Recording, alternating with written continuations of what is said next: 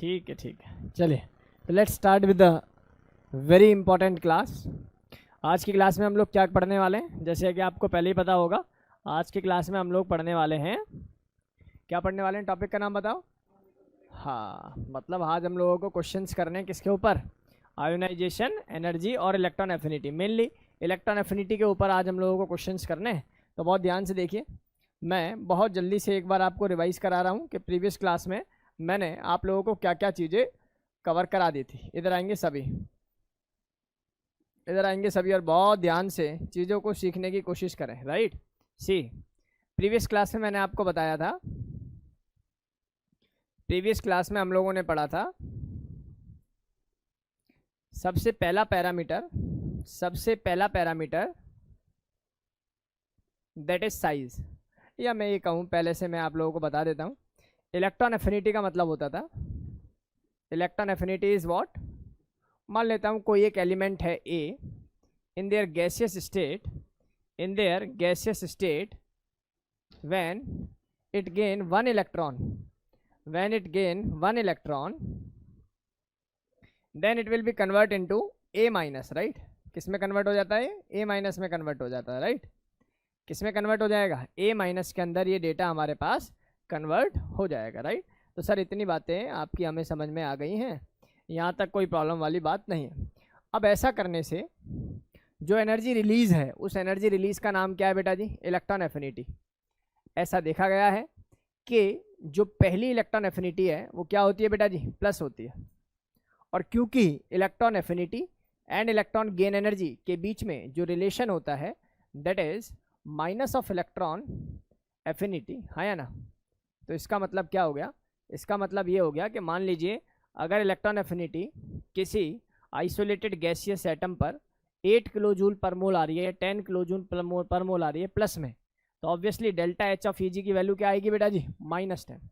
तो ये रिलेशन हम लोगों को पहले से ही पता है, बट आप लोग जानते हो कि जब सक्सेसिव टर्म मैंने आपको पढ़ाई थी सक्सेसिव, तो उस केस में जब इसके ऊपर ए माइनस के ऊपर एक और इलेक्ट्रॉन में ऐड करूँगा, तो इस केस में जब ये ए -2 हो जाएगा तो ई ए की वैल्यू जो होगी दैट मस्ट बी नेगेटिव। बोलो हाँ या ना।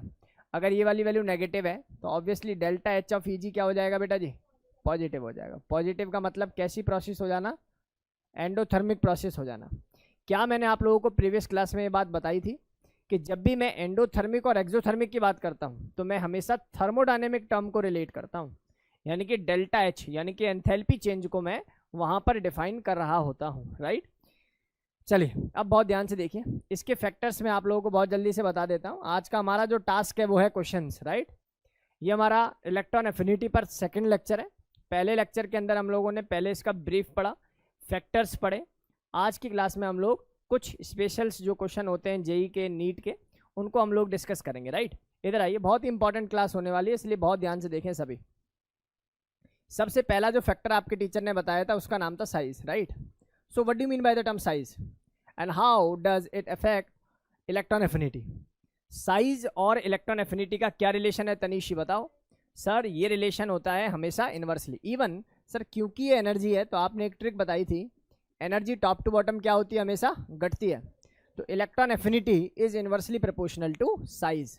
इलेक्ट्रॉन एफिनिटी क्या होती है, inversely proportional to size. Right, चलिए सर इतनी बातें हमें आपकी समझ में आ गई हैं, तो साइज का रिलेशन समझ में आ गया। अगर मैं आपसे पूछूं न्यूक्लियर चार्ज का क्या रिलेशन होगा, तो ऑब्वियसली आप लोग बताने वाले हो सर एनर्जी और न्यूक्लियर चार्ज का रिलेशन क्या होता है, डायरेक्टली प्रोपोर्शनल। तो साइज के साथ कैसा रिलेशन हो जाएगा, इन्वर्सली। ठीक तो है, साइज के साथ कैसा हो जाएगा, इन्वर्सली। और एनर्जी का आपसी रिलेशन क्या हो जाएगा, डायरेक्टली। तो पहला पॉइंट आप लोगों को ऐसा सिखाया गया। सेकंड फिर मैं आप लोगों को बता सकता हूँ, दैट इज, हाँ दैट इज, क्या बताया था आप लोगों को, स्टेबिलिटी बताया होगा, या मैं बोलूँ चार्ज बताया होगा। तो चार्ज की अगर मैं बात करूँ, अगर चार्ज कैटाइन का है तो जितना ज़्यादा कैटाइनिक चार्ज होगा उतनी ज़्यादा एनर्जी रिलीज होगी। ये बात भी सही है कि सर जितना ज़्यादा प्लस चार्ज होगा उतना ज़्यादा न्यूक्लियर चार्ज, और जितना ज़्यादा न्यूक्लियर चार्ज उतना ज़्यादा जो है कौन सा इफेक्ट, यानी कि ई ए, या मैं बोलूँ इलेक्ट्रॉन एफिनिटी की वैल्यू भी क्या होगी, ज़्यादा। तो प्लस चार्ज के बढ़ने से प्लस चार्ज के बढ़ने से इलेक्ट्रॉन एफिनिटी भी क्या हो जाती है बेटा, बढ़ जाती है। लेकिन अगर मैं आपसे पूछूं एनाइनिक चार्ज के बारे में बात करूं तो एनाइनिक चार्ज का मतलब हो गया, इधर से जाइए प्लीज, एनाइनिक चार्ज का मतलब हो गया जितना ज़्यादा एनाइनिक चार्ज होगा उतनी कम क्या होगी बेटा जी, इलेक्ट्रॉन एफिनिटी होगी, उतनी कम क्या होगी, इलेक्ट्रॉन एफिनिटी होगी, राइट। तो ये डेटा हमारी क्लास के सभी बच्चों को क्लियर होना चाहिए कि ये बातें मैं कहाँ से आप लोगों को कवर करा रहा हूँ। तो चार्ज में अगर कोई मुझसे पूछता है कैटाइन, तो कैटाइन का जो चार्ज है वो डायरेक्टली प्रोपोर्शनल होगा एनर्जी के, और जो एनाइन का चार्ज है वो इन्वर्सली प्रोपोर्शनल होगा किसके, इलेक्ट्रॉन एफिनिटी के। सर 2 फैक्टर आपके पुराने थे या आपने पहले भी कवर करा दिए, राइट। चलिए थर्ड फैक्टर की बात करूं, और इसमें मैंने आपको एलिमेंट बताए थे, या इसके बाद का जो टॉपिक है दैट इज स्टेबिलिटी। और स्टेबिलिटी के बढ़ने से टेक्निकली इलेक्ट्रॉन एफिनिटी की वैल्यू क्या होगी, कम होगी। और ये बात भी सही है, अगर एक एलिमेंट पहले से ही स्टेबल है तो क्या वो इलेक्ट्रॉन को गेन करना चाहेगा, नहीं चाहेगा। जब tendency to accept the electron, या मैं बोलूँ इलेक्ट्रॉन को अट्रैक्ट ही नहीं कर रहा, उसकी एफिनिटी नहीं है इलेक्ट्रॉन को अट्रैक्ट करने की, तो इसका मतलब क्या हो गया, इसका मतलब ये हो गया सर कि उसकी जो एनर्जी वाली टर्म है वो क्या हो जाएगी, कम हो जाएगी। क्योंकि जब तक किसी एटम पर इलेक्ट्रॉन टकराएगा नहीं तब तक एटम एनर्जी रिलीज करेगा नहीं। तो एनर्जी को रिलीज करने के लिए न्यूक्लियर चार्ज का मजबूत होना जरूरी है, या मैं बोलूँ tendency to attract the electron या एक्सेप्ट द इलेक्ट्रॉन भी क्या होनी चाहिए, ज़्यादा होनी चाहिए। सर एक बात बताइए, इलेक्ट्रॉन एफिनिटी और इलेक्ट्रॉन नेगेटिविटी में क्या अंतर है। देखो प्यारे बच्चों, इलेक्ट्रॉन गेन एनर्जी जिसको हम लोग बोलते हैं या इलेक्ट्रॉन एफिनिटी बोलते हैं, इलेक्ट्रॉन एफिनिटी टर्म तभी डिफाइन की जा सकती है जब एक इलेक्ट्रॉन एटम पर अटैक कर जाए और एटम एनर्जी को रिलीज करे। लेकिन जो इलेक्ट्रॉन नेगेटिविटी है वो एक टाइप का अट्रैक्शन है। मेरी बात समझ में आ रही है, नहीं आ रही? अट्रैक्शन कैसा होता है, हो सकता है अट्रैक्ट कर रहा है इलेक्ट्रॉन को, और ऐसा हो भी सकता है कि एक्सेप्ट ना कर पाए, केवल अट्रैक्ट ही करता रह जाए। शायद आप लोग समझ पा रहे होंगे मैं क्या कह रहा हूँ, राइट। अच्छा चलिए, तो stability inversely proportional to the electron affinity. और यहाँ पर मैंने कुछ एलिमेंट्स आपको लिखवाए थे, मैंने बोला होगा आपको बेरिलियम, मैंने बोला होगा मैग्नीशियम, मैंने बोला होगा नाइट्रोजन, मैंने बोला होगा हीना, नीना और करीना का एक्सरे रंगीन, यानी कि जो भी नोबल गैसेस हैं इन सभी के केसेस में जो इलेक्ट्रॉन एफिनिटी की वैल्यू होती है इट इज लेसर देन 0। देखो यार कुछ किताबें लिख देती हैं 0, ठीक है, लेकिन हम तो भाई चीज़ों को जानते हैं तो हमें लिखना चाहिए नेगेटिव, ठीक है। इन्हीं नोबल गैस या इन्हीं एलिमेंट्स के लिए ये वैल्यू क्या होती है बेटा, नेगेटिव होती है, राइट। सर स्टेबिलिटी तो बाकी सारे एलिमेंट्स के अंदर भी होती है लेकिन वहाँ पर नहीं होती, यहाँ पर होती है, ठीक है। तो ये डेटा आप लोगों को अपने दिमाग में जो है स्टेबल करके रखना है भाई, क्योंकि यहाँ से सवाल जो है पूछे जाते हैं। चलिए इसके बाद फिर अगर मैं आपको आगे बात बताऊं, इसके बाद का पॉइंट क्या बताया होगा सर ने, फिर मैंने आपको पीरियड 1 पीरियड 2 और इनके बीच में क्या क्या एक्सेप्शन होते हैं ये कहानी मैंने आपको सुनाई होगी, राइट। अच्छा इसके बाद फिर जो काम की बात मैंने बताई होगी, ग्रुप के बारे में बताया होगा, और ग्रुप भी मैंने शुरू किए होंगे 14th ग्रुप एलिमेंट से, 14th 15th 16th और 17, राइट। प्यारे बच्चों 14 ग्रुप के अंदर अगर मैं आपसे पूछूं कि कौन से एलिमेंट होते हैं तो आप कहोगे कार्बन, सिलिकॉन, कहे सीता जी सुनो प्रभु। ये डेटा अपना पुराना है, यहाँ पर अगर मैं देखूं तो नया पुराना आज सब बिकेगा, और इसके बाद में इसको देखूं तो उस से टेपो, और लास्ट अगर मैं देखूं तो यहाँ पर आएगा फिर कल बाहर आएगा ऑटो, है ना। तो ये डेटा मैंने आपको पहले पढ़ाया था, और जब मैंने ये डेटा समझाया तो आपको याद होगा ये सेकंड पीरियड के एलिमेंट है, ये थर्ड पीरियड के एलिमेंट है। थर्ड पीरियड की एनर्जी सेकंड पीरियड से ज़्यादा होती है, और इसका जो रीज़न है वो है साइज।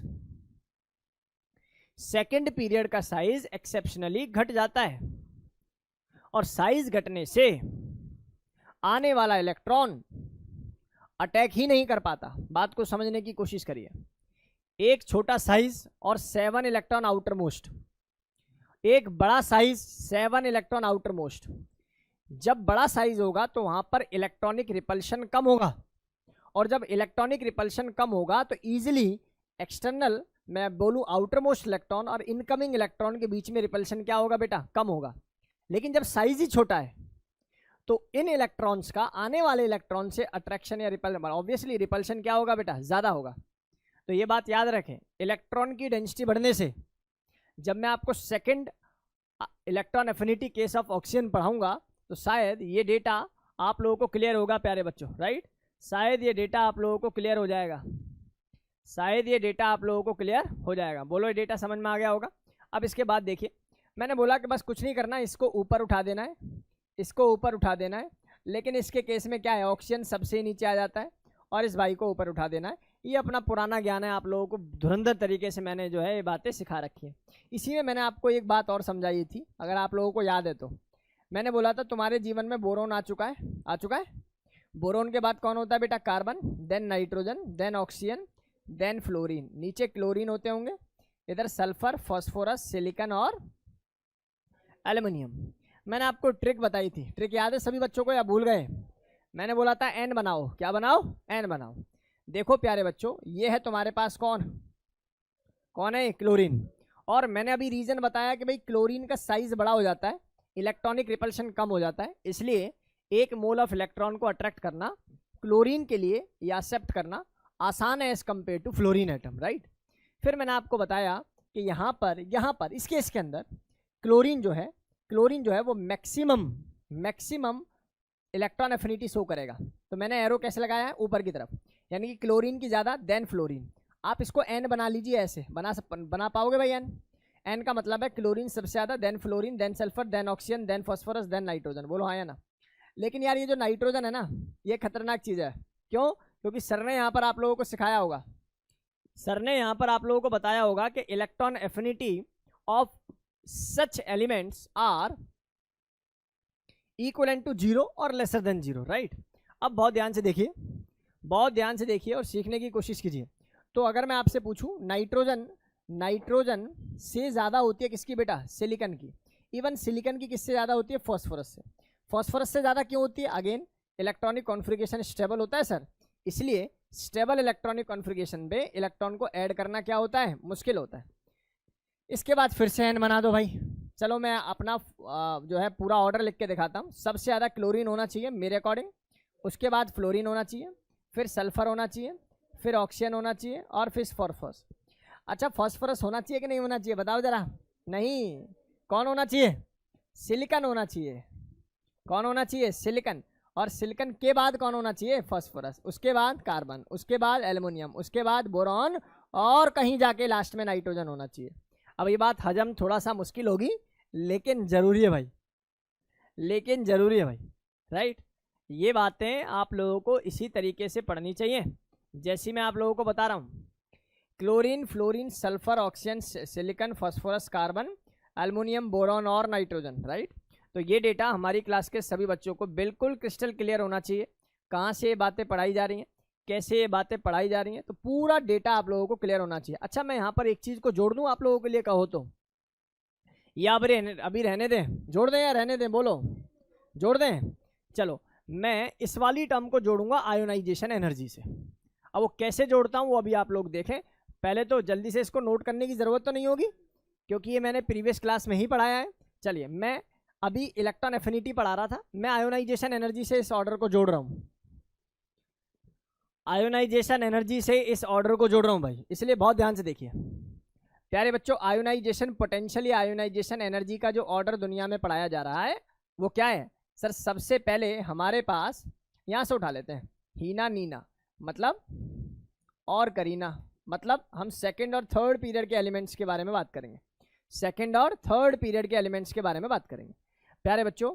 हीना नीना, इससे बगल में आ जाएंगे तो कौन आएगा बेटा? फ्लोरीन, नीचे क्लोरीन, इधर ऑक्सीजन, इधर सल्फर। बहुत बढ़िया, आगे बताओ। हाँ और बताओ, बोरॉन और, चलो और बताओ, और मैग्नीशियम। चलो मान लेते हैं भाई ये भी अपने पास है। देखो मैं आयोनाइजेशन पढ़ा रहा हूँ, इलेक्ट्रॉन एफिनिटी नहीं, मैं आयोनाइजेशन पढ़ा रहा हूँ, इलेक्ट्रॉन एफिनिटी नहीं। इसलिए आज की क्लास के क्वेश्चंस को करने के लिए आप लोगों को इन टर्म्स की नॉलेज होनी चाहिए भाई, अदरवाइज कॉन्सेप्ट आपके दिमाग में नहीं बैठेगा उस लेवल का। चलिए देखिए और बातों को समझने की कोशिश करें भाई सभी बच्चे, बहुत ध्यान से बातों को समझने की कोशिश करें। इधर आइए सभी, इधर आइए सभी प्यारे बच्चों। देखिए आयोनाइजेशन एनर्जी का फिनोमिना क्या कहता है। आयोनाइजेशन एनर्जी बहुत ही सिंपल चीज़ है सर।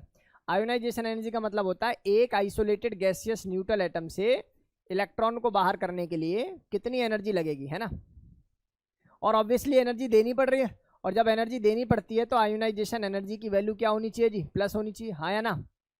अरे बोल दो सर। इसको लिखने का तरीका डेल्टा एच भी होता है, ठीक है, delta H of ionisation energy, कोई दिक्कत वाली बात नहीं है। ये भी वैल्यू क्या होगी, प्लस होगी। पता लगे इसको भी नेगेटिव कर डालो। और दोनों में अंतर क्या होता है सर, ये डिफाइन होती है 0 केल्विन पे और ये डिफाइन होती है किस पे, एनी टेम्परेचर। ये बात मैंने अपनी रेगुलर क्लास के अंदर भी पढ़ाई है आप लोगों को। 0 degree Celsius, sorry 0 kelvin temperature पे डिफाइन होती है इलेक्ट्रॉन एफिनिटी, डिफाइन होती है आयोनाइजेशन एनर्जी।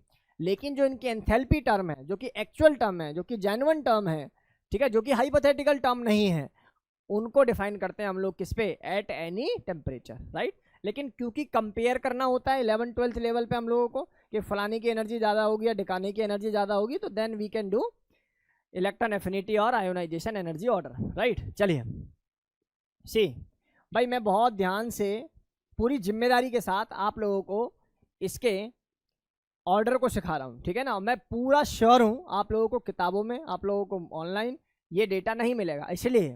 इसलिए जो मुझे भाई अभी ऑनलाइन देख रहे हैं, कोशिश करें ज़्यादा से ज़्यादा ये वीडियो हमारी अपने दोस्तों को भेजें, ठीक है ना। इसमें हम दोनों की भलाई है ना। सोच रहे हैं कुछ कि सर ज़्यादा से ज़्यादा भेजने में हमारा नुकसान है, चलो कोई नुकसान नहीं होता है ना। ज्ञान को जितना ज़्यादा फैलाओगे उतना ज़्यादा बढ़िया। हमारे ऑफलाइन बच्चे कह रहे हैं सर मत पढ़ाओ ऑनलाइन। चलो देखो, ये हमारे पास कौन, नियॉन। अच्छा मुझे एक बात बताओ, आप लोग भी जानते हो जो नोबल गैस होते हैं, जो नोबल गैस होती है, उनकी एनर्जी आपको ज़्यादा लगेगी ना इलेक्ट्रॉन को डोनेट करने में। भाई आपको, उनकी इच्छा ही नहीं है, स्टेबल है वो, आप ज़बरदस्ती उनसे इलेक्ट्रॉन निकाल रहे हो, तो ऑब्वियसली उनसे एनर्जी आप लोग बहुत ज़्यादा एनर्जी दोगे, तभी वो अपनी एनर्जी को मतलब इलेक्ट्रॉन को क्या करेंगे, इजेक्ट करेंगे या बाहर निकालेंगे। चलिए इधर आइए सभी। आपने क्या काम करना है, आपको जेड बनाना सीखना है। जेड बना लेते हो, चलो देखो ऐसे बनाओ। सर ऐसे बनाते हैं क्या जेड, हाँ ऐसे बनाते हैं, उल्टा जेड तो बना लेते हो। सर ऐसे बना दूं जेड, हाँ बनाओ, ठीक है भाई। 2 जेड बना दिए, एक छोड़ दो अभी। फिर इसके बाद इधर आ जाओ, एक छोड़ दिया आपने, इधर आ जाओ, यहाँ से नाइट्रोजन से आ जाओ, यहाँ से आ जाओगे तो ये कैसे जेड बनाओगे आप लोग, बताना ज़रा। एक जेड आपने ऐसे बना दिया, एक जेड ऐसे बना दिया, एक ऐसे हम लोग बनाने वाले हैं। फिर आप जेड एक ऐसे बनाओगे,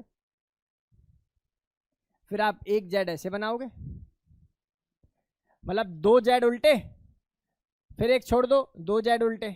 छोड़ना क्या, इसको सीधा जेड बना लो, ठीक है। उल्टे जेड कितने, 2, फिर एक सीधा जेड, फिर एक 2 उल्टे जेड और फिर एक सीधा जेड। खत्म आंसर, खत्म आंसर। सर ये तो कमाल हो गया, है ना। अब देखो तुम्हें दिमाग नहीं लगाना पड़ेगा और भरोसा रखना, एडवांस के सवाल आएंगे इस पर। अभी मैं दिखाऊंगा आपको प्रीवियस ईयर के सवाल। अब ये क्या है बेसिकली, जैसे मैं कहूँगा आप लोगों से, नियॉन की आयोनाइजेशन पोटेंशियल या एनर्जी ज़्यादा होती है किससे और किससे। जब ये सवाल आता है ना तो हिलता है बच्चा, जब ये सवाल आता है तो बच्चा हिलेगा। तुम बता दो, नहीं हिलते भाई, आप लोग बता दो। आप लोग तो इधर उधर, सारी ऑनलाइन वाले बच्चे तो पूरा सर्फिंग करते रहते हैं इधर उधर। बताओ हमें, अगर कोई तुमसे पूछे आर्गन और फ्लोरीन में किसकी आयोनाइजेशन एनर्जी ज़्यादा होगी, 99% बच्चा कहेगा आर्गन। क्यों, stable electronic configuration. Point number 3, half filled fully filled electronic configuration and बला बला बला, ठीक है भाई। चलो इसके बाद बताओ किसको लिखना पड़ेगा, क्लोरीन। बोलो बात समझ में आई क्या, पक्का। ऐसे ही मैं कह सकता हूँ कि सर फ्लोरीन से ज़्यादा किसकी होगी जी, किसकी होगी, ऑक्सीजन की। फ्लोरीन की ज़्यादा होगी किससे, ऑक्सीजन से, देन क्लोरीन और देन सल्फर। बोलो बातें समझ में आई क्या। इसके बाद बता दो, चलो सर नाइट्रोजन का केस ले लो सर। चलो नाइट्रोजन का केस बड़ा अटपटा है, क्योंकि नाइट्रोजन का इलेक्ट्रॉनिक कॉन्फ़िगरेशन क्या होता है बेटा, 2p3। सर स्टेबल है सर, और स्टेबल है तो अपने एक से ज़्यादा होती थी, याद करो, अपने एक से ज़्यादा होती थी। इसलिए ऑर्डर सर ने कैसा बताया, सर ये नाइट्रोजन, सर ये ऑक्सीजन, सर ये फॉस्फोरस, सर ये सल्फर। बोलो मज़ा आया क्या, बातें समझ में आई क्या। सर इनके बाद अगर मैं बात करूं कार्बन की, तो सर कार्बन फैमिली में किसको रखोगे बताओ। सर सबसे पहले कार्बन, कार्बन के बाद फॉस्फोरस, उसके बाद कौन होगा सर? बड़ा अटपटा है सुनने में कि सर ये तो स्टेबल है, सर ये स्टेबल भी नहीं है, उसके बावजूद भी ज़्यादा है। हाँ है, बात आ गई समझ में। और इसके बाद कौन आ जाएगा? सिलिकॉन। सर इसका रीज़न क्या है? साइज भाई, साइज को कहाँ ले जाओगे? कार्बन और फॉस्फोरस के साइज को कहाँ ले जाओगे? साइज भी, न्यूक्लियर चार्ज भी तो एक बड़ा फैक्टर है, जेड इफेक्टिव भी तो एक बड़ा फैक्टर है। टॉप टू बॉटम वैल्यू घटती है एनर्जी की, तो फास्फोरस की वैल्यू कम होनी चाहिए, वही लिखा है। देख लो, आराम से देखो, कोई जल्दबाजी थोड़ी है। चलो भाई, ये बात समझ में आई क्या? सिलिकॉन। और ऐसे ही अगर मैं बात करूं, और क्या लिख सकते हो जरा बताना, और क्या लिख सकते हो? क्या लिखा है मैंने? कार्बन, क्या लिखा है मैंने? कार्बन के बाद लिखा है मैंने silicon, sorry phosphorus, then silicon, है ना। और ऐसे ही आप लोग क्या लिख सकते हो मेरे भाई? बोरॉन भी तो लिख सकते हो, है ना। बोरॉन, और फिर कौन आ जाएगा? सिलिकॉन, और आ जाएगा कौन? एल्युमिनियम। और ये ऑर्डर आप उल्टा क्यों कर रहे हो भाई, बताना हमें। ये ऑर्डर आप उल्टा क्यों कर रहे हो, बताना। सर इसका रीजन क्या है? Stable electronic configuration. भूल गए आप लोग क्या? नहीं, कौन सा जेड? कहाँ? ये कार्बन ऐसे है ना। हाँ तो कार्बन, अच्छा इन दोनों में कंपेयर कर रहे हो, हाँ ठीक है। इधर आ जाओ, ये बेरिलियम और ये Mg और ये ऐसे डेटा कैसे निकालोगे बेटा इसको? सर ये आ जाएगा पहले Be, उसके बाद कहीं जाके बोरोन आता होगा, और फिर कहीं जाके भाई अपना Mg आता होगा, लास्ट में जाके कहीं ये आता होगा। देखो ये सारे ना ऑर्डर्स हैं यार, है ना। आप देख लो यार, कर पाओ तो बहुत अच्छी बात है, लेकिन याद रहे ये आयोनाइजेशन एनर्जी, आयोनाइजेशन पोटेंशियल के ऑर्डर हैं। आयोनाइजेशन एनर्जी, आयोनाइजेशन पोटेंशियल के ऑर्डर हैं। कर पाओगे प्यारे बच्चों? बोलो। ये डेटा हमारी क्लास के सभी बच्चों को समझ में आ जाना चाहिए भाई। याद रहे, उसमें बनाया था n, इसमें क्या बनाया मैंने? एक में बनाया था n और एक में बनाया था z। ठीक है, अभी को और भी थोड़ा सा डेटा आने वाला है, आप जल्दी से इसको नोट कीजिए प्लीज, नोट इट डाउन।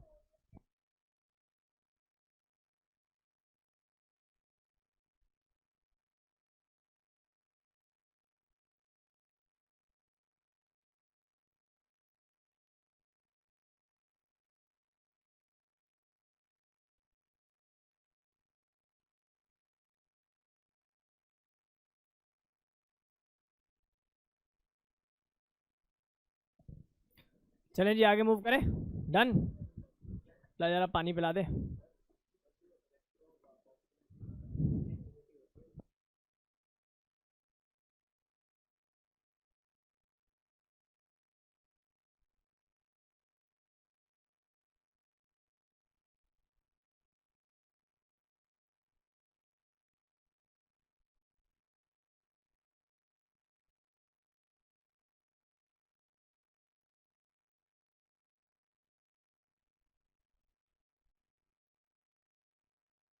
चलें जी आगे।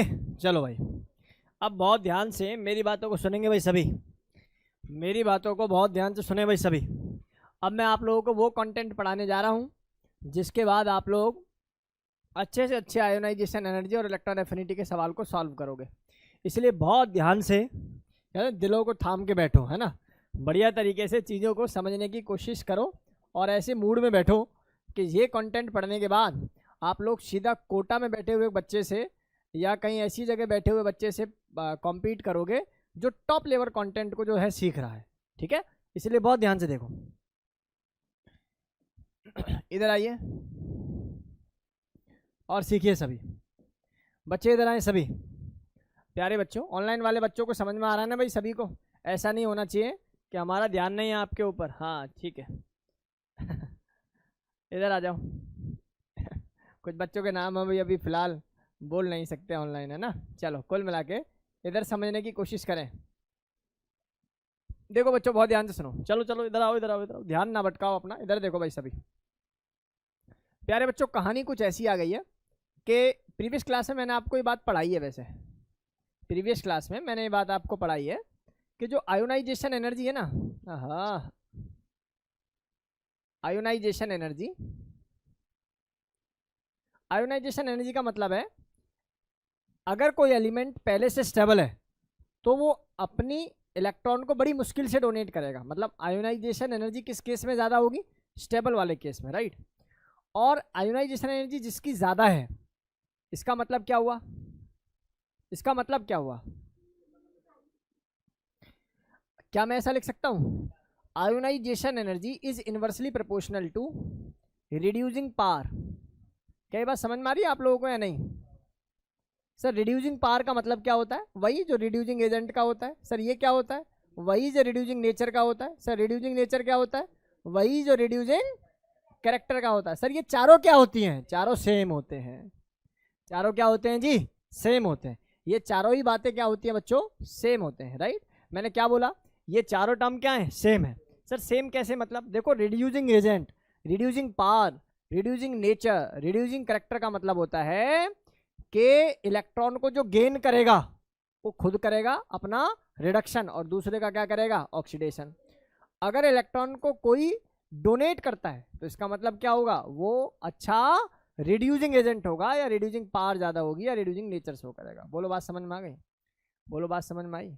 अगर किसी की आयोनाइजेशन एनर्जी कम है का मतलब है कि थोड़ी सी एनर्जी देने पे it can release the electron, और जब जल्दी से इलेक्ट्रॉन को रिलीज करेगा मतलब खुद का क्या करेगा? ऑक्सीडेशन, और दूसरे का क्या करेगा? रिडक्शन। इसका मतलब both are inversely proportional to each other. बोलो बात समझ में आई क्या? भाई ये बातें क्रिस्टल क्लियर होनी चाहिए आपके दिमाग में, सीधी सीधी सी बातें हैं, इसलिए बहुत ध्यान से देखें भाई सभी। इसके बाद अगर मैं आपको याद दिलाऊं तो सर ने ये भी पढ़ा रखा है, क्या? Electron affinity is directly proportional to oxidising power. याद आ रहा है आप लोगों को? सर इलेक्ट्रॉन एफिनिटी का मतलब क्या है? कौन जल्दी से इलेक्ट्रॉन को गेन करेगा। जितना जल्दी से गेन करेगा उतनी जल्दी एनर्जी को रिलीज करेगा, उतनी ज़्यादा ही एनर्जी को रिलीज करेगा। मतलब क्या हुआ? मतलब ये हुआ सर, अगर किसी की इलेक्ट्रॉन एफिनिटी ज़्यादा है इसका मतलब वो जल्दी से अपने आप को रिड्यूस कर रहा है, तो दूसरे को क्या करेगा? ऑक्सीडाइज। जैसे एजेंट होता है ना, एजेंट का काम क्या होता है? दूसरे को काम करना। लाइक LIC एजेंट, अपनी पॉलिसी हो या ना हो किसकी करा के बैठेंगे? दूसरों की। तो सेम काम होता है किसका? इन्हीं एजेंट्स का। ऑक्सीडाइजिंग एजेंट, रिड्यूसिंग एजेंट, फलाने एजेंट, डिकाने एजेंट। और तुम बहुत बड़े बच्चे हो, तुम तो जानते हो, है ना। तो जिस भी प्रकार के एजेंट होते होंगे उस केस के अंदर आप समझ जाइए वो जो दूसरों का काम करे, राइट। इलेक्ट्रॉन एफिनिटी के बढ़ने से ऑक्सीडाइजिंग पावर भी क्या होगी? बढ़ेगी। इलेक्ट्रॉन एफिनिटी के बढ़ने से ऑक्सीडाइजिंग पावर भी क्या होगी? बढ़ेगी। ये दो कैरेक्टर सर ने समझाए। Sir is there any relation between electron affinity and electron gain energy या एंथैल्पी? बताइए जरा प्यारे बच्चों। मैंने आपको बताया था, मैंने आपको ये बात बताई थी कि फ्लोरीन की और क्लोरीन की दोनों में से इलेक्ट्रॉन एफिनिटी किसकी ज्यादा होती है? क्लोरीन की। इलेक्ट्रॉन एफिनिटी कितनी भी ज्यादा क्यों ना हो जाए, आयोनाइजेशन एनर्जी से क्या रहती है? कमी रहती है। याद है? बताए ना, तुम कितने भी बड़े हो जाओ लेकिन हमसे छोटे ही रहोगे। ऐसा कहना है किसका? आयोनाइजेशन एनर्जी का। किससे? इलेक्ट्रॉन एफिनिटी से। बोलो बात समझ में आई या नहीं आई? मैंने केस बताया था, क्लोरीन की इलेक्ट्रॉन गेन एंथैल्पी मैक्सिमम होती है नेगेटिव में, या मैं बोलूं एफिनिटी मैक्सिमम होती है। लेकिन जो एक एलिमेंट है सीजियम, जिसकी आयोनाइजेशन एनर्जी क्या रहती है? मिनिमम रहती है, उसकी भी वैल्यू ज्यादा होती है। किससे? क्लोरीन से। ये पुराना डेटा आप लोग समझते हो। क्या सर इनका कोई रिलेशन है? क्या इनका कोई रिलेशन है? चलिए सीखिए। इसलिए भाई बहुत ध्यान से चीज़ों को समझे। देखिए मैं कॉन्सेप्ट को थोड़ा डीप में ले जाने की कोशिश करूंगा यहाँ, इसलिए प्लीज आप लोग अपना दिमाग लगाएं यहाँ। देखिए भाई प्यारे बच्चों, मुझे एक बात बताओ, एक एलिमेंट है M, मैं ये नहीं कहूंगा वो मेटल है ना, एक एलिमेंट है M ने क्या काम करा? एक इलेक्ट्रॉन को डोनेट कर दिया। ऐसा करने से इसको बोलते हैं हम लोग आयोनाइजेशन एनर्जी। सही है क्या? और जब एक इलेक्ट्रॉन की आयोनाइजेशन एनर्जी देखते हैं तो आप एनर्जी प्रोवाइड ही करेंगे, तो इसलिए वैल्यू क्या रहने वाली है बेटा? प्लस रहने वाली है। और प्लस क्या रहने वाली है यार? ऐसा मानकर चलो ये प्लस x है, ऐसा मानकर चलो ये प्लस x किलो जूल पर मोल है ना। बात को समझना भाई सभी बच्चे। मुझे एक बात बताइए बस, इसके लिए जो डेल्टा H की वैल्यू होगी वो वैल्यू कितनी होगी? कोई बच्चा माइनस बोल मत देना गलती से, कोई बच्चा माइनस मत बोल देना, क्योंकि सर आपने इलेक्ट्रॉन एफिनिटी में सिखाया था both are negative in sign. नहीं नहीं नहीं नहीं, इसका रिलेशन मैंने पढ़ाया आपको, मैंने बताया होगा, delta H is equal to ionisation energy plus 5/2 RT, उसमें सारी टर्म प्लस होती है, याद आ गया होगा। चलिए मान ले भी ये दोनों बातें हमारे पास ऐसी हैं। मैं इस इक्वेशन को रिवर्स लिख रहा हूँ भाई, इसको रिवर्स लिख रहा हूँ। रिवर्स इक्विलिब्रियम का एक नियम है, अगर किसी इक्वेशन को आप लोग रिवर्स लिखोगे तो उसकी जो एनर्जी की टर्म है, एंथैल्पी की टर्म है, उसमें माइनस आ जाएगा बस, और माइनस है तो क्या आ जाएगा, माइनस है तो प्लस आ जाएगा। बोलो बात समझ में आई या नहीं आई? क्योंकि रिएक्शन को भी क्या कर रहा हूं मैं, रिवर्स कर रहा हूं। तो मैंने इस रिएक्शन को अगर रिवर्स कर लिया प्यारे बच्चों, तो इस केस के अंदर यहां पर जो एनर्जी आएगी उसका नाम क्या है जी, इलेक्ट्रॉन एफिनिटी। बोलो हाँ या ना, कुछ तो बोलो, इलेक्ट्रॉन एफिनिटी। और इलेक्ट्रॉन एफिनिटी की अगर मैं बात करूं, इलेक्ट्रॉन एफिनिटी की अगर मैं बात करूं तो जरा मुझे बता इलेक्ट्रॉन एफिनिटी की वैल्यू क्या आएगी, ऐसे देख के बताओ मुझे, जरा चेक करके बताओ इलेक्ट्रॉन एफिनिटी की वैल्यू क्या आएगी। सर इलेक्ट्रॉन एफिनिटी, बहुत पिटाई करूंगा मैं आप लोगों की, आप याद करो। मैं पूछूं तुमसे m कन्वर्ट हुआ m प्लस में, और फिर मैं तुमसे बोलूं m प्लस कन्वर्ट हो रहा है किसी और में, मान लेते हैं। आप जरा याद करना उस केस में क्या बेसिकली क्या पढ़ रहे हैं हम लोग, इलेक्ट्रॉन एफिनिटी ना, इलेक्ट्रॉन एफिनिटी पढ़ रहे हैं। तो इलेक्ट्रॉन एफिनिटी की वैल्यू क्या टेक्निकली आनी चाहिए सर, ये तो माइनस आनी चाहिए। क्या आनी चाहिए भाई, माइनस आनी चाहिए ना भाई, ये माइनस आनी चाहिए। तो मुझे क्या लिख देना चाहिए, -x। बोलो हाँ या ना, याद आ रहा है? ये टर्म माइनस होगी, ये बात सभी को क्लियर है भाई, क्योंकि फर्स्ट नहीं है सेकंड है, ये फर्स्ट नहीं है सेकंड है। तुम लोग दिमाग नहीं चल रहा, फर्स्ट वाले में तो हम लोग लेते थे जनरली प्लस, लेकिन उसके बाद जब सेकंड लेते थे होता था कि नहीं होता था। और ये m प्लस है, ये कैसा एलिमेंट है, m प्लस है। तो इस केस के इसके अंदर मैं ऑब्वियसली इसको क्या लेने वाला हूँ बेटा जी, प्लस लेने वाला। अब इसको देखें तो डेल्टा एच की वैल्यू बता दो बस मुझे इसके लिए भाई, डेल्टा एच ऑफ ईजी की वैल्यू बता दो मुझे इसके लिए, क्या प्लस एक्स होगी कि नहीं होगी। ओहो हो, ये तो बात घूम गई, ये तो बात जो है घूम गई। बोलो हाँ या ना। इसका मतलब, या थोड़ा सा मुझे कुछ थोड़ा डाउट लग रहा है इसके अंदर, क्या बोला मैंने बोला m प्लस है और एक इलेक्ट्रॉन आपने गेन किया है, गेन करने के बाद, अच्छा ये तो पहली है ना बेटा, पहली है तो ये वाली बात तो प्लस होनी चाहिए ना। हाँ मुझसे गलती हुई है, देखो EA1 है ना ये, तो ये वैल्यू कैसी होनी चाहिए, प्लस होनी चाहिए। अब मैंने बोला अगर ये भाई प्लस x है तो इसका delta H of EG of 1 कैसा होना चाहिए, माइनस होना चाहिए। अब ठीक है बिल्कुल, अब कोई दिक्कत वाली बात नहीं है इसके अंदर। अब मेरी बात को बहुत ध्यान से सुनिए, मैं क्या कह रहा हूँ प्यारे बच्चों, मुझे एक टर्म के बारे में नॉलेज, मतलब मुझे बताइए, क्या मैं ऐसा कह सकता हूँ, क्या मैं ऐसा कह सकता हूँ, सुनो भाई सही बच्चे, electron affinity of m plus is equal to ionisation energy of m।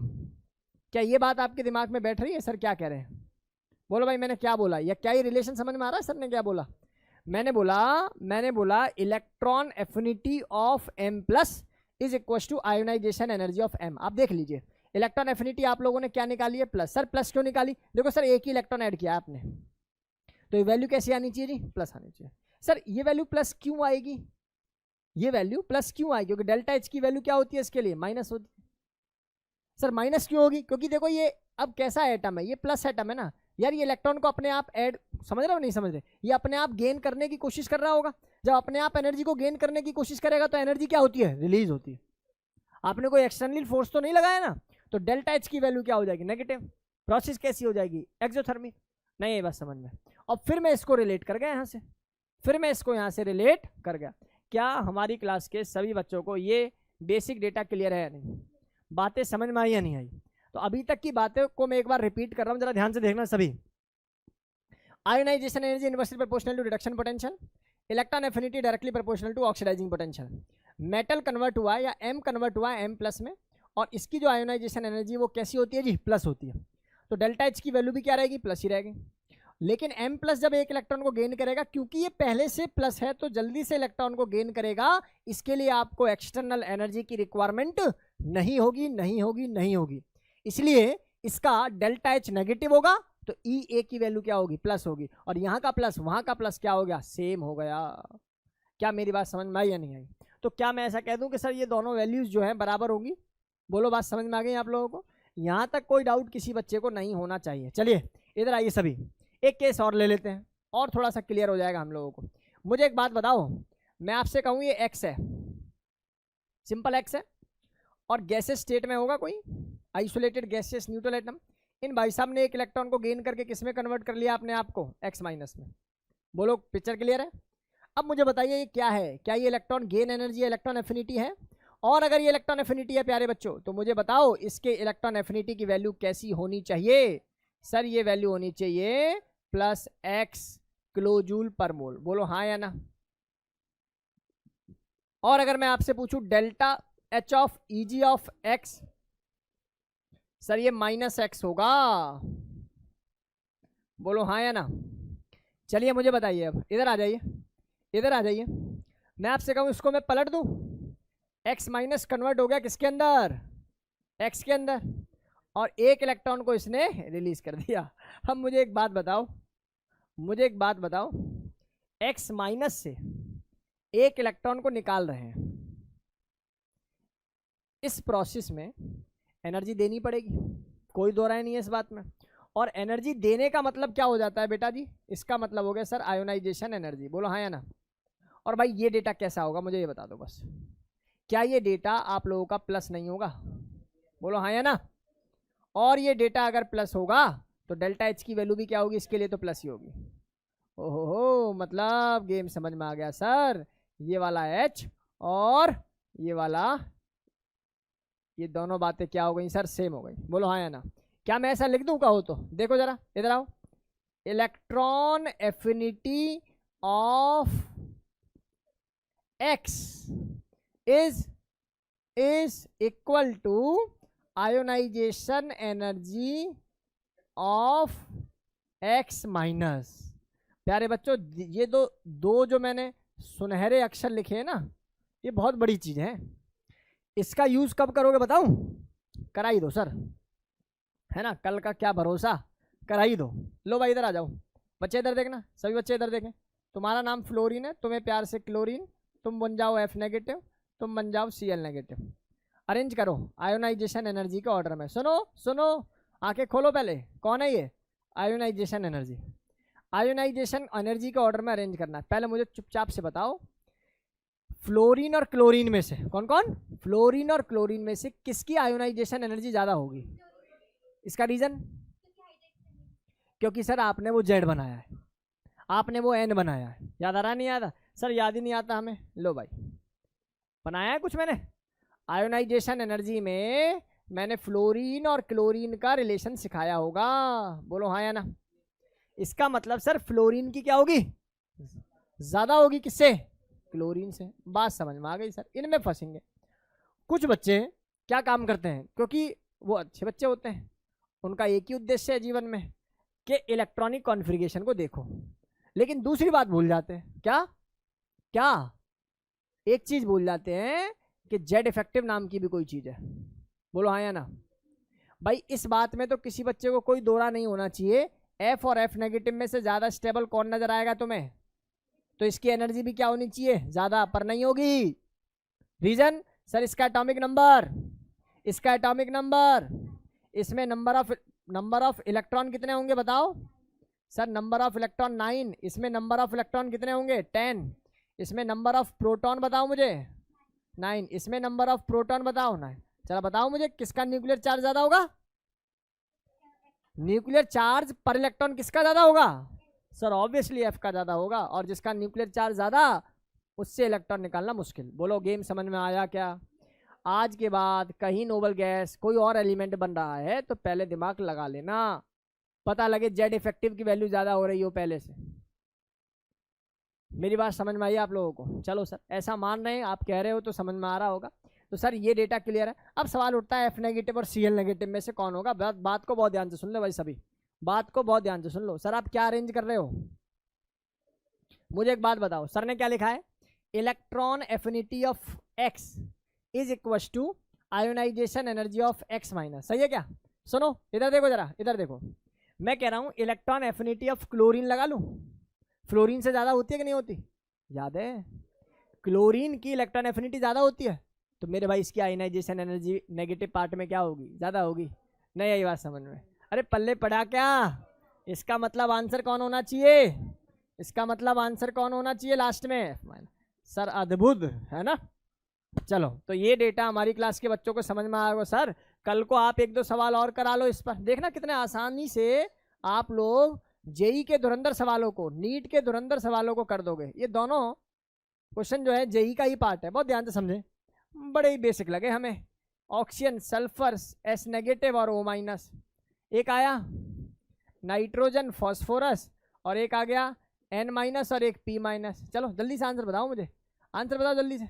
Oxygen, sulphur, S minus, O minus, oxygen और सल्फर में से कौन ज़्यादा होगा? सर हम तो भूल गए, हम तो भूल गए, कैसे याद कराया था सर? ये फ्लोरीन है, ये क्लोरीन है, और ये ऑक्सीजन है, ये सल्फर है। यहाँ जाओ, और भी कुछ है? नहीं, चलो और कुछ नहीं सर। ऑक्सीजन और सल्फर में से अगर कोई मुझसे पूछेगा सर जेड बनाया था आपने, बनाया था, कैसे बनाया था सर? ऐसे बनाते थे। तो भाई की आयोनाइजेशन एनर्जी क्या होगी? सर ने आयोनाइजेशन एनर्जी बोला है, इलेक्ट्रॉन एफिनिटी नहीं बोला, नहीं बोला, नहीं बोला। कहीं पता लगे वही याद कर लो, ऑक्सीजन को सबसे नीचे ले जाओ, ये भी देख लेना वो किस केस में बोला है, ठीक है। ज्यादा ट्रिक पढ़ाने के नुकसान भी यही होते हैं, अपने आप में ही पजल हो जाते हैं हम लोग, राइट। तो आपको उससे बिल्कुल अलग हट के चीजें पढ़ाई जा रही है, इसलिए ध्यान से देखो भाई। तो सर सीधी सी बात है, ऑक्सीजन भाई देखो तुम्हारी आयोनाइजेशन एनर्जी सल्फर से ज्यादा होगी, और ये सर ने बता दिया तेरा जो न्यूक्लियर चार्ज है तेरे न्यूक्लियर चार्ज से क्या है जी, कम है, हटाओ। इन दोनों का सबसे ज्यादा होगा, पहले तो न्यूट्रल वाली स्पीसीज का ज्यादा होगा, सीधी बात। अच्छा सर ऐसा वाला याद कराओ, हमने हमें तो ऐसा याद कराया, ये ए है, ये ए माइनस, दोनों में से इलेक्ट्रॉन निकालना कहाँ आसान होगा सर? यहाँ से जल्दी निकलेगा, ये तो नहीं निकल रहा सर। बात समझ में आ रही नहीं आ रही? मतलब वो ये रिलेट कर रहे हैं हम लोग इसको, कि जो नेगेटिव वाला पार्ट है उससे जल्दी निकलेगा तो एनर्जी क्या हो जाएगी, कम हो जाएगी, ठीक है, रिलेट कर रहे हैं। अब बताओ जरा, सल्फर नेगेटिव या ओ माइनस? सर अब आना पड़ेगा हमें कौन से स्टेप पर? इलेक्ट्रॉन एफिनिटी पर। अब देखना है आपको ऑक्सीजन और सल्फर में से किसकी इलेक्ट्रॉन एफिनिटी ज्यादा है। सर सल्फर की इलेक्ट्रॉन एफिनिटी क्या होती है, ज्यादा होती है। ऑक्सीजन तो सीधा नीचे आके गिरता है, हाँ या ना? रूल कैसे याद करोगे, रूल कैसे याद करोगे? ऑक्सीजन, ऑक्सीजन बहुत गिरा हुआ है ना, कोविड टाइम में ऑक्सीजन बहुत गिरा हुआ था। कौन से टाइम में? कोविड टाइम में। तो जीवन में याद रखना है, ऑक्सीजन जहां दिखे गिरा दो, सबसे नीचे। लेकिन कहाँ? इलेक्ट्रॉन एफिनिटी वाले केस में, कोविड वाले टाइम में। मेरी बात समझ में आई या नहीं आई? तो ये गेम समझ में आ गया होगा। यहाँ से कौन आएगा? एस माइनस, लास्ट में कौन आएगा? O minus. सर ये वैल्यू ऐसा क्यों लिखी, क्योंकि इसके अंदर क्या लिखना? बिकॉज, क्या बताओ जरा? बिकॉज आयोनाइजेशन नहीं, electron affinity of sulphur, sulphur is equal to ionisation energy of sulphur minus. बोलो पिक्चर समझ में आई क्या? अच्छा हल्के से समझ में आई या स्ट्रांगली आ गई? पता लग जाएगा। अब असाइनमेंट आपको जो दिया जाएगा, जो 4-5 क्वेश्चन प्रीवियस क्लास से फंसे होंगे आप लोगों से, वो ये रहे सामने, वो क्वेश्चंस क्या रहे, ये रहे आप लोगों के सामने। तो ये बेसिक डेटा हमारी क्लास के सभी बच्चों को क्लियर होगा। अगला सवाल बताऊं या कर लोगे? सर देखना ही नहीं है सर। सर ये नाइट्रोजन है, फॉस्फोरस है सर। नाइट्रोजन की क्या होती है वैल्यू? Electron affinity. हाँ आयोनाइजेशन एनर्जी क्या होती है नाइट्रोजन की? ज्यादा होती है। अच्छा इलेक्ट्रॉन एफिनिटी की वैल्यू क्या होगी नाइट्रोजन की? सबसे कम, नेगेटिव वाली टर्म में आती है ये तो, है ना। चलो फिलहाल के लिए तो ज़्यादा है जी। तो यहाँ पर मुझे क्या लगा लेना चाहिए? नाइट्रोजन, उसके बाद पी, उसके बाद शाबाश। अरे आप लोग सीख गए, सीख गए आप लोग, बहुत धुरंधर तरीके से पैरा क्लासेस के बच्चे पढ़ रहे हैं, और अपने पास ड्रॉपर भी हैं जो इस क्लास में बैठे हुए हैं। तो अगर हमारे पास कोई ऑनलाइन ड्रॉपर स्टूडेंट देख रहा है हमें, तो भाई आप लोग बिल्कुल संपर्क करो, ऑनलाइन बैच भी आप जो है ले सकते हो हमारी जो है क्लासेस का। चलो बहुत जल्दी से इसको नोट कर लो, जल्दी, बहुत जल्दी से नोट कर लो, नोट करने का टाइम दिया जाता है आप लोगों को।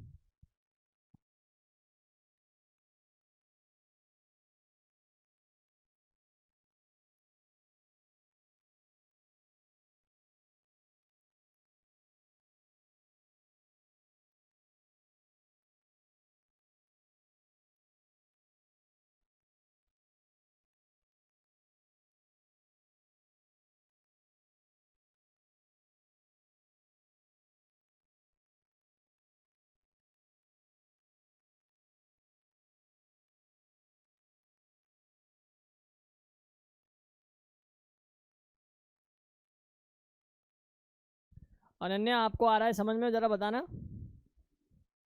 अनाया आपको समझ में आ रहा है? ओके। सत्येंद्र, वंशिका, चलो बहुत बढ़िया। स्टार्ट करते हैं। अभी कुछ क्वेश्चंस हम लोग लिखेंगे, अभी कुछ क्वेश्चंस जो हैं हम लोग लिखेंगे और उनके आंसर्स आप लोगों को देने हैं। चलो भाई लिखवा दें क्या? बोलिए।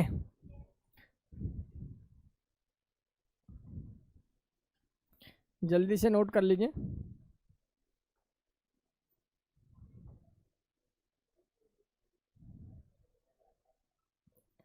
प्लीज़।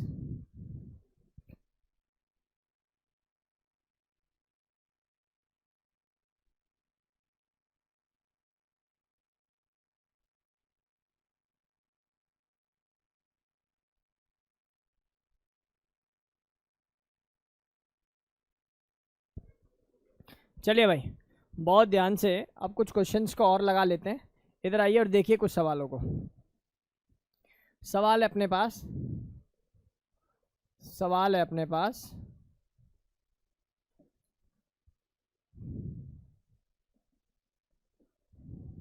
बहुत ध्यान से देखिए। सवाल है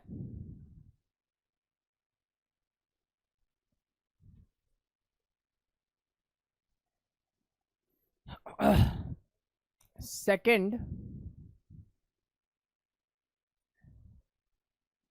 electron gain enthalpy of oxygen and sulphur किसकी ज़्यादा होगी, ये सवाल है ना। किसकी ज़्यादा होगी और प्लस होगी माइनस होगी वो सब बताना है आपको, राइट।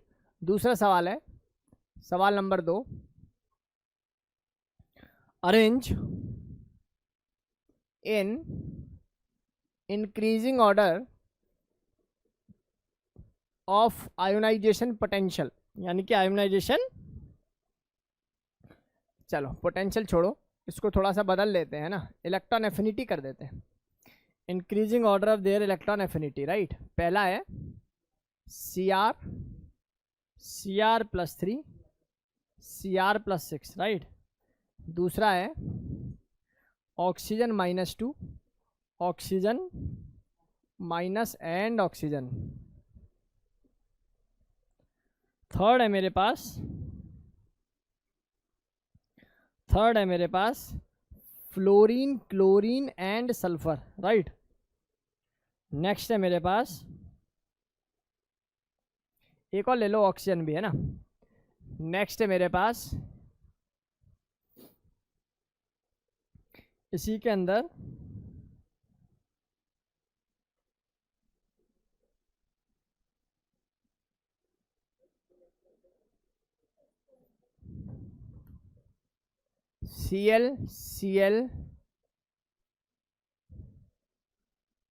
Cl, Br और सल्फर एंड ऑक्सीजन। चलो पहले ये करके बताओ, जल्दी से बताइए। हो गया होगा भाई सभी का? सभी से हो गया क्या?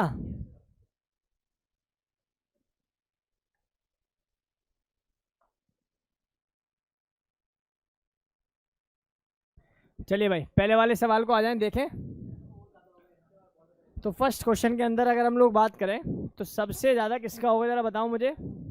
सर सबसे ज़्यादा होगा सर ओ कैसे होगा सर, मतलब सेकंड पूछा है इन्होंने। तो देखो ज़रा ध्यान से देखो, ये ऑक्सीजन है, ऑक्सीजन का इलेक्ट्रॉनिक कॉन्फ़िगरेशन होता है that is 2s2 2p4 after gaining one more electron it get convert into 2p5 और एक और इलेक्ट्रॉन निकाल लग जाएगा यहाँ से। तो इस केस के अंदर कितना आ जाएगा बताओ जरा। Sir it is 2p6। बहुत बढ़िया। सल्फर पे आ जाए, सल्फर क्या होगा सर, ये 3p4 हो जाएगा, ये 3p5 हो जाएगा और यहाँ से आ जाएगा मेरे पास कौन, 3p6। आपसे सवाल ये था इन दोनों में से किसकी इलेक्ट्रॉन गेन एंथैल्पी ज़्यादा होगी और क्यों, रीजन बताइए। अब सवाल ये कि सर ऑक्सीजन की ज़्यादा होगी, ऐसा क्यों, ऐसा क्यों, ऑक्सीजन की ज़्यादा क्यों होगी। देखिए बहुत सिंपल सी बात समझे, बहुत सिंपल सी बात कर समझे। ऑक्सीजन के पास एटॉमिक नंबर क्या है जी, 8 है, उसके पास नंबर ऑफ इलेक्ट्रॉन इनिशियली कितने थे 8, आपने 9वां इलेक्ट्रॉन डाल दिया, आपने 10वां इलेक्ट्रॉन डाल दिया, समझ में आता है यार। ऑक्सीजन का साइज भी तो बहुत छोटा है ना, जब ऑक्सीजन का साइज छोटा होता है, ऑक्सीजन का साइज छोटा होता है, उस केस के अंदर रिपल्शन इलेक्ट्रॉनिक क्या हो जाएगा, ज्यादा हो जाएगा। आपको जबरदस्ती इलेक्ट्रॉन ऐड कराना है तो आप ऑब्वियसली क्या काम करेंगे, बाहर से एनर्जी देंगे, तो इसका मतलब क्या हो जाएगा, डेल्टा एच की वैल्यू क्या हो जाएगी, बहुत ज्यादा हो जाएगी। डेल्टा एच की वैल्यू क्या हो जाएगी, बहुत ज्यादा हो। कोई बच्चा ऐसा ना सोच जाए कि ये इंडिविजुअली ऑक्सीजन सल्फर का हम लोग कंपेयर कर रहे हैं, ना बेटा, हम लोग इसकी सक्सेसिव टर्म को कंपेयर कर रहे हैं, हम इसकी सक्सेसिव टर्म को कंपेयर कर रहे हैं। क्या मेरी बात समझ में आ रही है? तो इसका मतलब ऑक्सीजन सल्फर में कोई पूछेगा, नो डाउट ऑक्सीजन नीचे होता है, सल्फर ज़्यादा होता है, लेकिन जैसे ही वो इलेक्ट्रॉन को गेन कर लेता है तो इसका मतलब इलेक्ट्रॉन की डेंसिटी बहुत ज़्यादा है। अब इलेक्ट्रॉन को एक्सेप्ट कराने के लिए आप लोगों को एक्सटर्नल बहुत ज़्यादा एनर्जी देनी पड़ेगी। ये डेटा पुराना था, हो गया। अब इसका तो कोई तोड़ ही नहीं है भाई, बड़ा ही सिंपल सा सवाल है, बड़ा ही सिंपल सा सवाल है। बताइए जरा क्या पूछा हुआ है, जितना ज़्यादा प्लस चार्ज होगा उतनी जल्दी से इलेक्ट्रॉन को एक्सेप्ट करेगा, एनर्जी को रिलीज करेगा। यहाँ बता दीजिए सर, ये भी समझ में आ रहा है मेरे, तो ये बता दीजिए सर, आपने ही तो बताया Cl सबसे ज़्यादा, उसके बाद फ्लोर, उसके बाद और लास्ट में। और भूल जाओ तो सर का कौन सा फॉर्मूला याद करोगे, n वाला, n वाला। सुनो, आयोनाइजेशन एनर्जी में Z वाला और इलेक्ट्रॉन एफिनिटी में n वाला। इधर आ जाओ, ये भी वही उसी से निकल जाएगा। सबसे पहले Cl आएगा, उसके बाद कौन आ जाएगा जी, Br हो जाएगा, उसके बाद कौन आ जाएगा, उसके बाद आ जाएगा सल्फर, और लास्ट में कहीं जाके ऑक्सीजन।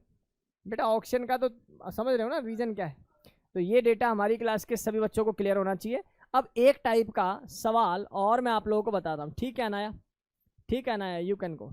चलिए एक टाइप का सवाल मैं आप लोगों को और बता रहा हूँ, एक टाइप का सवाल मैं आप लोगों को और बता रहा हूँ। आपको बताना है कौन सी प्रोसेस एक्सोथर्मिक है और कौन सी प्रोसेस क्या है, एंडोथर्मिक। इन दोनों सवालों के आंसर जो बच्चा बताएगा क्लास का अच्छा बच्चा होगा। चलिए मैं क्वेश्चंस लिख रहा हूँ।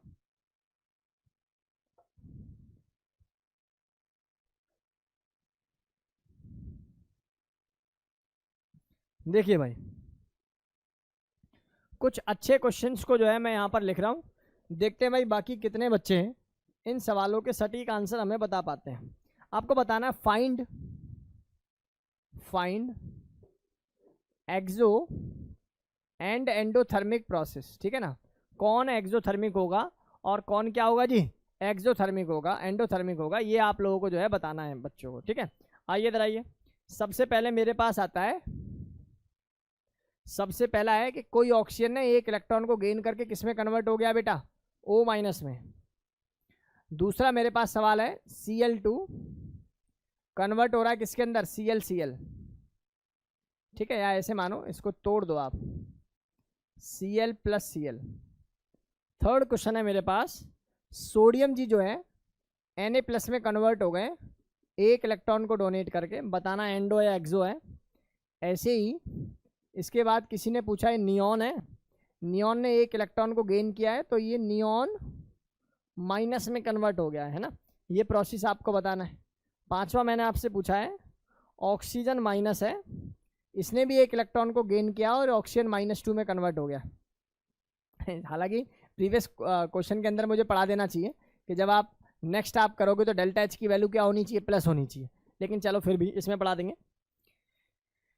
चलिए लिथियम है, लिथियम +1 कन्वर्ट हो रहा है किसके अंदर बेटा जी, सिंपल लिथियम के अंदर, ठीक है। आपको बताना कौन एंडो है और कौन एक्सो है।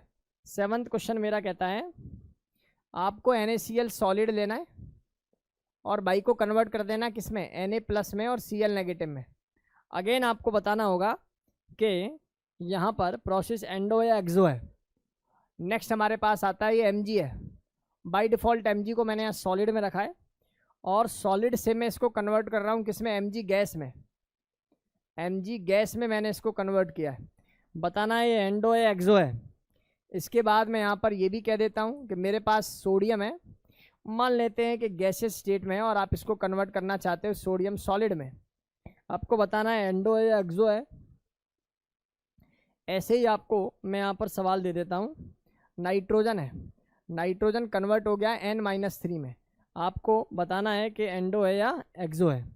एक सवाल और भी दे देते हैं, एन माइनस है, एन माइनस कन्वर्ट हो गया सिंपल नाइट्रोजन में, आपको बताना है एक्सो है या एंडो है। बस इतना बता दीजिए। अब इस टॉपिक पर बेस्ड सभी सवाल आप लोग जो है लगा लेंगे, इस टॉपिक पर बेस्ड सभी सवाल आप लोग लगा लेंगे। मैं आपको 2 मिनट का समय दे रहा हूँ, बस 2 मिनट के बाद हमारी क्लास के सभी बच्चे इस कॉन्सेप्ट का आंसर जो है जल्दी जल्दी से मैं आंसर लिखूंगा, आपको बताना सही है गलत है, राइट। चलो जल्दी से 2 मिनट पूरे होते हैं आपके।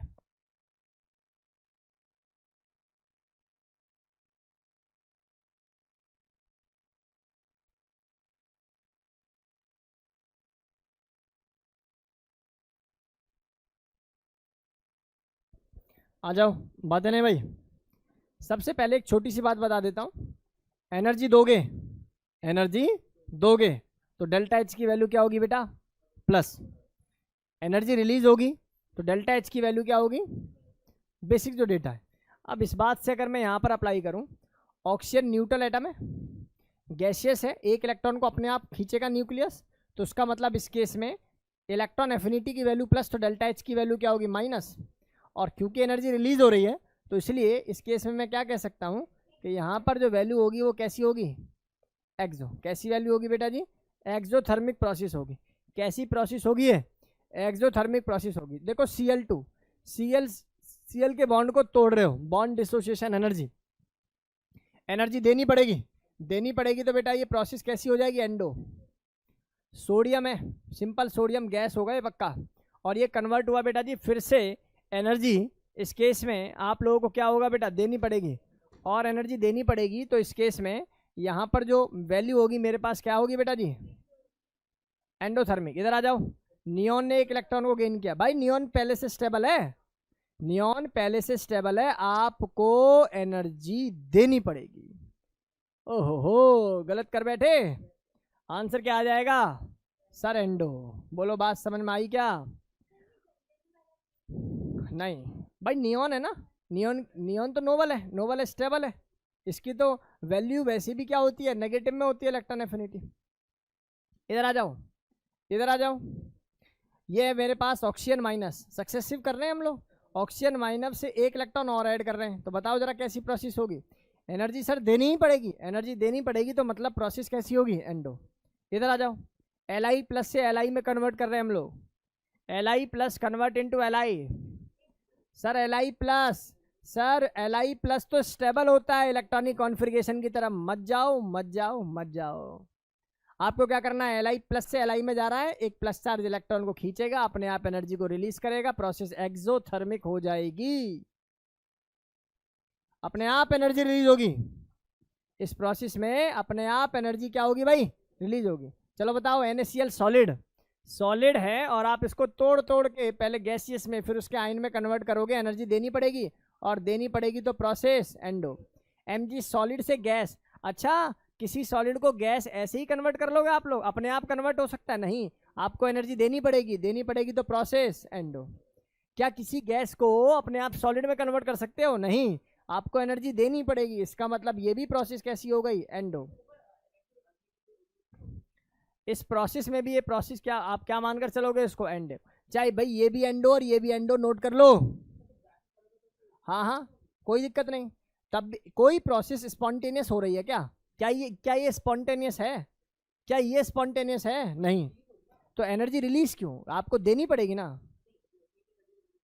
नहीं मैं टोटल एनर्जी की बात कर रहा हूँ। डेल्टा एच की वैल्यू क्या होगी इस केस के अंदर, ठीक है ना बेटा, डेल्टा एच की वैल्यू प्लस होगी इस केस के अंदर। बोलो बात समझ में आई या नहीं आई। इधर आ जाओ, एन से एन माइनस पढ़ाया हुआ है क्या, सक्सेसिव, डेल्टा एच की वैल्यू क्या हो जाती है, ग्रेटर देन जीरो, और ग्रेटर देन जीरो का मतलब क्या हो गया, प्रोसेस एंडो। इधर आ जा, एन माइनस से एन, एन माइनस से एन, एन माइनस है, और हमें इससे क्या देना है बेटा जी, एक इलेक्ट्रॉन इससे रिलीज करना है ना, बताओ जरा, एंड होगी, क्या होगी ये प्रोसेस हमारे पास, एंड। बोलो बात समझ में आई क्या, यहाँ तक सभी बच्चे कर लेंगे, यहाँ तक कोई डाउट तो नहीं है। पता लगा ये प्रोसेस n माइनस से n में अगर मैं जा रहा हूँ तो उस केस में भी आपको क्या करना पड़ेगा, एनर्जी देनी पड़ेगी, ठीक है ना। तो ये प्रोसेस यहाँ पर समझ में आनी चाहिए, यहाँ पर डेटा क्लियर हो जाना चाहिए भाई सभी बच्चों को। इतनी बातें हमारी क्लास के सभी बच्चों को समझ में आ गई होगी, ऐसा मानकर मैं चल रहा हूँ। आज की क्लास को हम लोग यहीं समाप्त करते हैं। और जो भी बच्चे मुझे अभी ऑनलाइन जो है यूट्यूब पे या किसी भी चैनल पर मुझे वॉच कर रहे हैं, आप लोग ये बात समझ लीजिए, ionisation energy, electron gain energy, या मैं बोलूँ इलेक्ट्रॉन एफिनिटी, इन दोनों पर बेस्ड जितने भी सवाल बन सकते थे वो सभी सवाल जो है मैंने आप लोगों को कवर करा दिए हैं। और अब रहा हमारा असाइनमेंट। जो मुझे ऑनलाइन देखते हैं, जो हमारा डिस्क्रिप्शन बॉक्स होता है उसके अंदर एक लिंक आता है, प्रीवियस क्लास में भी आया होगा, उस पर जाइए और आपको एक असाइनमेंट ओपन हो जाएगा। उस असाइनमेंट को जो है सॉल्व कीजिए। नीचे कॉन्टैक्ट नंबर है, चाहो तो उसका जो है फीडबैक भी ले सकते हो कि सर इस क्वेश्चन में डाउट है हमें, आप बता दीजिए, है ना। इनकेस आप कमेंट सेक्शन में ना बोल पाओ तो आप जो है कॉन्टैक्ट नंबर पे जाके भी डायरेक्ट व्हाट्सअप मैसेज कर सकते हो, राइट। क्योंकि उसके बाद फिर जो है हम चीज़ों को आप लोगों को सॉल्व ईजी कर देंगे, राइट। तो ये बातें हमारी क्लास के सभी बच्चों को क्लियर हो गई होंगी। कैसा रहा आज का सेक्शन, जो हमारा सेशन है, आप जो है कमेंट सेक्शन में हमें बताने वाले हैं। चलिए, thank you so much to all of you, thank you so much बच्चों।